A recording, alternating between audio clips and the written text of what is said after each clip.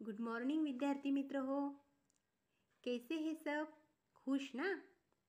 देखिए, आज हम कक्षा 5वीं का दूसरी इकाई का 10वां पाठ मुझे जानो इस पाठ का अभ्यास करने वाले हैं। समझो और लिखो। पहले हमें समझ लेना है, उसके बाद हमारी नोटबुक में हमें लिखना है। देखिए, भाषा के अंतर्गत संसार की अनेक बोली जाने वाली भाषा होती है, जैसे मराठी, हिंदी, अंग्रेजी, आसामी, बंगाली, तमिल, तेलुगु, ऐसे विभिन्न प्रकार की भाषा होती है। संसार में दिन प्रतिदिन अनेक खोज व रचनाएं हो रही है। अनुवाद या लिप्यांतरण के द्वारा ही अन्य भाषियों की खोज को जान सकते हैं तथा दूसरों को समझा सकते हैं। यह जो पाठ है, मुझे जानो, इस पाठ के द्वारा वस्तुओं की पहचान कराने का प्रयास किया गया है।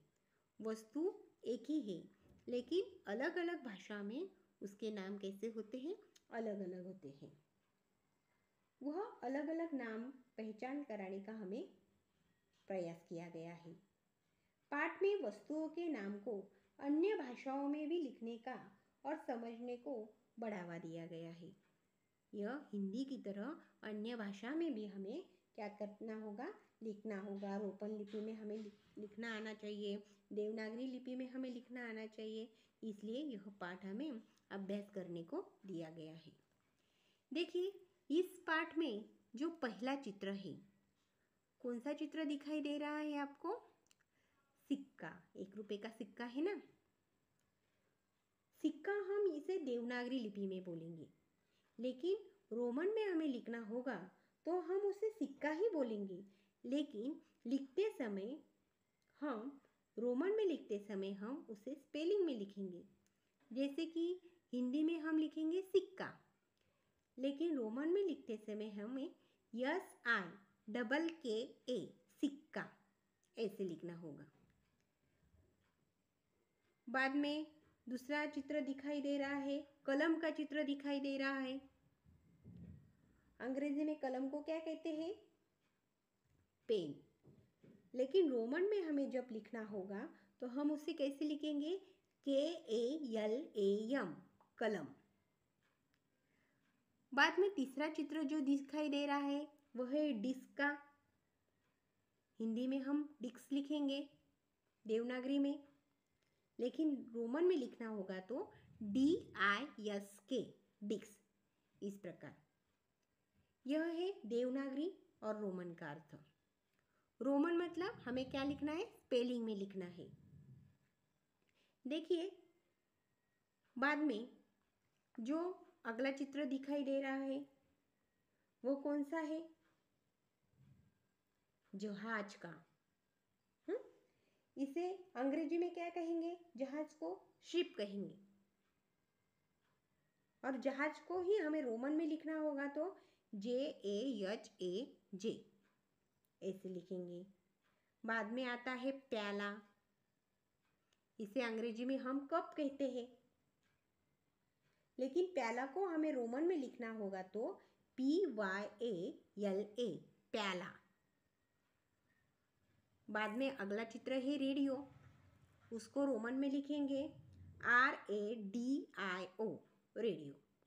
इस तरह आगे आपको जो जो चित्र दिखाई दे रहे हैं वह सब आपको रोमन में लिखने हैं। रोमन में मतलब स्पेलिंग में, अंग्रेजी स्पेलिंग जो होता है उसमें हम लिखने वाले हैं।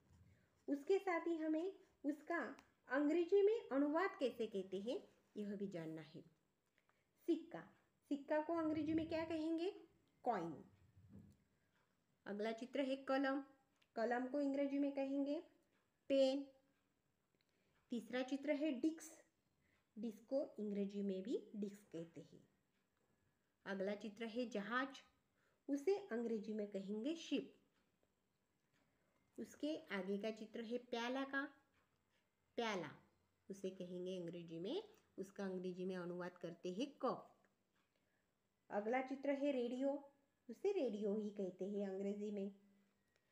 बाद में है तुलिका। अब तुलिका मतलब क्या?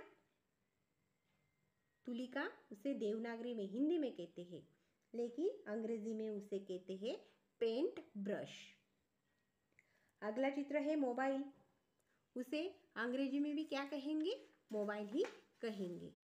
अगला चित्र दिखाई दे रहा है हमें थाली का, उसे अंग्रेजी में कहेंगे प्लेट। बाद में अगला चित्र आपको कौन सा दिखाई दे रहा है?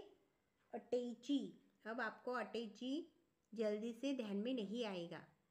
अटैची देवनागरी लिपि में, हिंदी में कहते हैं अटैची, लेकिन इंग्लिश में उसे कहते हैं सूटकेस। उसके आगे का चित्र है बैल का, उसे अंग्रेजी में कहते हैं ऑक्स। आगे है ट्रैक्टर, अंग्रेजी में भी उसे ट्रैक्टर ही कहते हैं। उसका आगे का चित्र है कमीज, उसे अंग्रेजी में कहते हैं शर्ट। बाद में आपको दिखाई क्या दे रहा है? अगला चित्र कौन सा दिखाई दे रहा है? गाय का, उसे कहते हैं अंग्रेजी में, उसे अनुवाद करते हैं काऊ। बाद में है डायरी, अंग्रेजी में भी उसे डायरी लिखते हैं।